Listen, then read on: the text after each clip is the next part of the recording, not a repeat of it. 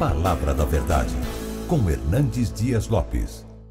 Eu quero tratar hoje com você sobre como orar eficazmente.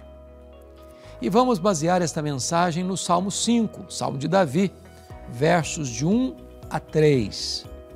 Vamos ouvir a leitura deste texto. Ao mestre de canto para flautas, Salmo de Davi. Escuta, Rei meu e Deus meu, a minha voz que clama, pois a ti é que imploro. De manhã, Senhor, ouves a minha voz. De manhã te apresento a minha oração e fico esperando. Davi foi um homem de oração, um guerreiro, um homem que foi forjado na bigorna do sofrimento. Foi escolhido como rei de Israel, ainda muito jovem, sendo filho caçula de Jessé. Entretanto, quando Samuel derrama o azeite sobre a sua cabeça, ungindo-o como rei, ele não subiu ao trono.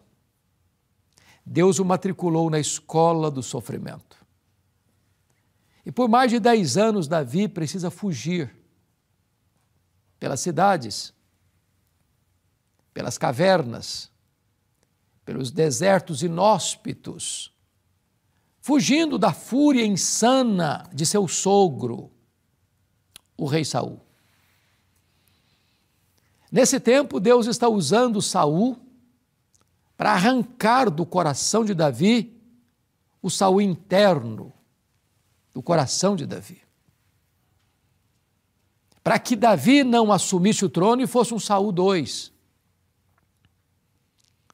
Mas nessa trajetória toda, de muitas fugas, de muitos escapes, de muitos livramentos, Davi aprendeu a confiar em Deus, a orar a Deus.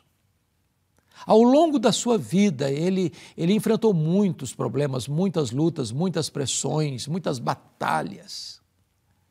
E nas horas mais difíceis, como que encurralado, entrincheirado por inimigos ferozes, ele buscava Deus em oração.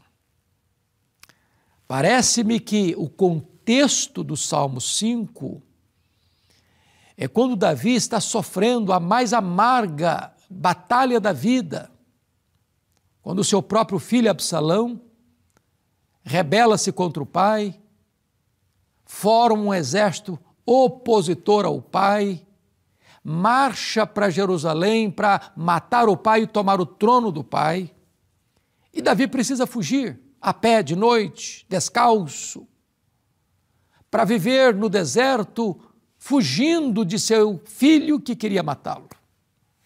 É nessa conjuntura é que Davi encontra em Deus o seu refúgio e começa a orar. E aqui temos alguns princípios de uma oração eficaz. Primeiramente, vejamos o que é orar. No verso 1 ele diz assim: dá ouvido, Senhor, às minhas palavras e acode ao meu gemido. Você ora de duas maneiras. Você ora com palavras articuladas e você ora com palavras inarticuladas, apenas com solfejos, com gemidos. Há momentos que as nossas orações não são verbalizadas. Há horas em que a batalha é tão renhida, a dor é tão profunda, a angústia é tão avassaladora, que as palavras não brotam. Então você geme. Na verdade, as palavras são apenas o adorno da nossa oração. Talvez as orações mais eficazes que fazemos não são aquelas que nós as proferimos, são aquelas que brotam da alma como gemidos inexprimíveis. A Bíblia fala de Ana, por exemplo, que orava com angústia da alma. Apenas seus lábios se moviam, mas não se ouvia voz nenhuma. Mas a Bíblia diz também que nesta hora ela estava derramando a sua alma diante de Deus, e foi esta oração que Deus ouviu, e foi por esta oração que Deus fez um milagre na sua vida. Talvez você esteja passando por um vale tão escuro que você não consegue mais falar, apenas gemer. Mas se há gemidos, há oração. A oração que Deus ouve, que Deus escuta na mediação do seu Filho Jesus Cristo. A segunda coisa que eu quero destacar, não só o que é orar, mas a quem orar. O verso 2 diz assim: escuta, Rei meu e Deus meu, a minha voz que clama, pois a ti é que imploro.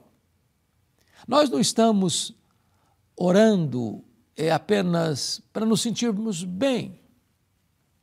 Não é apenas uma calmaria que vem em virtude de nós estarmos falando, expondo o nosso sentimento. Você não está se dirigindo a um ídolo, a uma energia, a achar que o universo todo é Deus, como a filosofia ou a teologia panteísta. Não, Davi está orando aquilo que ele chama de Rei meu e Deus meu. Davi compreende que Deus não é apenas Deus, é o Rei.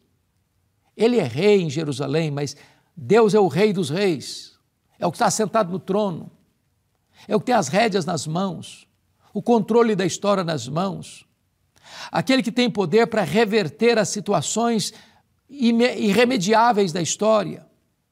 É aquele que levanta reinos, abate reinos, levanta reis e faz reis apiarem do poder. Mas note que ele não se dirige a Deus apenas como rei, mas como Rei meu e Deus meu. Ele está orando ao Deus da aliança. Porque uma coisa é você reconhecer que Deus é Deus, que Ele é soberano, que Ele é absoluto, que Ele é onipotente, onipresente, onisciente, transcendente, soberano. Outra coisa é você que este Deus é o seu Deus, que você tem uma aliança com Ele, que Ele é o Deus da sua vida, que você confia nele, como Davi foi expressar no Salmo 23, o Senhor é o meu pastor, nada me faltará. Você pode dizer também que Deus é o seu Deus. Você tem essa plena confiança nele. Você já creu de todo o seu coração em Jesus Cristo, seu Filho. Você tem a garantia de que o seu nome está escrito no livro da vida e que você tem dentro de você o selo do Espírito Santo.